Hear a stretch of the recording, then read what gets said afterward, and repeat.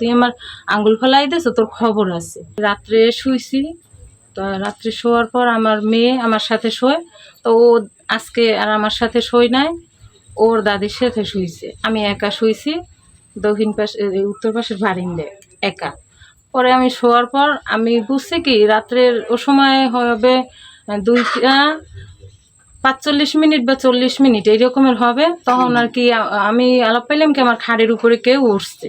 আমি তখন হঠাৎ করে মশারির ভিতরে চাইছি, চাওয়ার পরে আমি দেখি কি যে আমার মেয়ে না, এই একটা পুরুষ রকমের আর কি এরকমের আকৃতি চেহারা, অতটা খেয়াল করি নাই।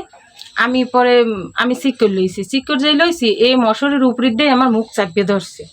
মুখ চাপিয়ে ধরার পর আমি তারপরে ঠ্যাং পাছড়াইছি, হাত পাছড়াইছি, এরকম বহুত আর কি পাছর পাছর করছি। পরে আমার গলা ঠাসিয়ে ধরছে, গলা ঠাসিয়ে ধরার পর পরে দেখে আমি মুখ দিয়ে শব্দ করতেছি, আবার মুখে হাত দিয়েছে। যখন মুখে হাত দিয়েছে তখন ওই আঙ্গুল হয়তো বা ডান হাতের বা বাম হাতের হবে, ওই আঙ্গুলটা আমার মুখের ভিতরে ঢুকিয়ে গেছে। মুখের ভিতরে ঢোকার পর আমি ওই আঙ্গুলটা কামড় দিয়ে ধরিয়ে বইছি, আমি আর ছাড়িনি। একটা কর সহ নখ সহ আর কি আমি কামড়াইয়ে ধরিয়ে বইছি। এমনি নেয় নাই কিছু বলতে কি আমার 2টা টাচ মোবাইল ছিল, 2টা মোবাইল নিয়ে গেছে, একটা স্যামসাং আর একটা হচ্ছে ইনফিনিক্স, 2টা বাহিরের ফোন 2টাই নিয়ে গেছে।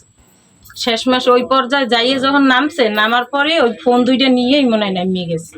আমি আর কি মশারির ভিতরে, তো আমি অতটা খেয়াল করতে পারি না। তখন আমি যখন এই জায়গায় আইছি তখন তো আমি চিন্তা করতেছি যে আমার তখন কেউ ফোন দেওয়া লাগবে। তখন আমি ওই বারিন্দায় গেছি, পরে এখান দিয়ে আমার ফোনও নাই। পরে এই আমি চেক করে নিয়েছি যে আমার ফোন 2টা লই গেছে। স্যার সমস্ত নাক মুখ বিষের মতো ব্যথা হয়ে গেছে, এই অংশেই নাক মুখ, খালি ফেস আর কিছু না।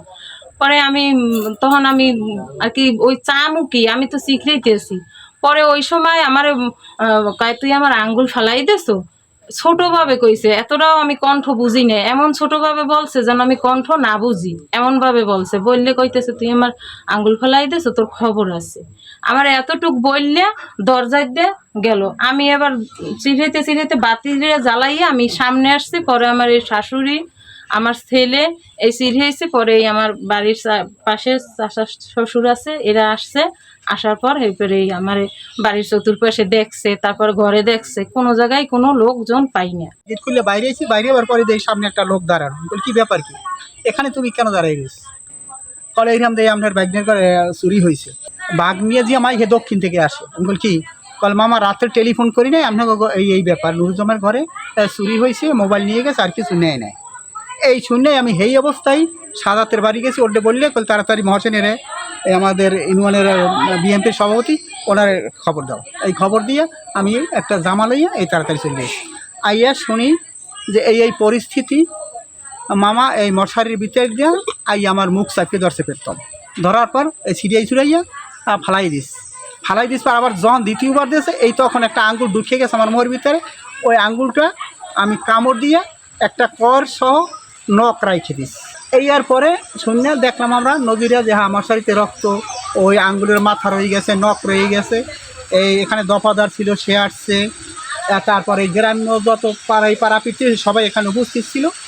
থাকার পরে আমরা কিছুক্ষণ পরে গাড়ি নিয়ে এই আমরা রাজাপুর যাই, ওখানে পদক্ষেপ নিয়েছি আইনগত ব্যবস্থা নেওয়ার জন্য। ওখানে এন্ট্রি করা হয়েছে। ওখান থেকে 5 জন, 2 জন সিপাহি আর 3 জন উপরস্থ কর্মকর্তা এসে তারা আসছে। আজ সেখানে লিখিত অভিযোগ নিয়েছে।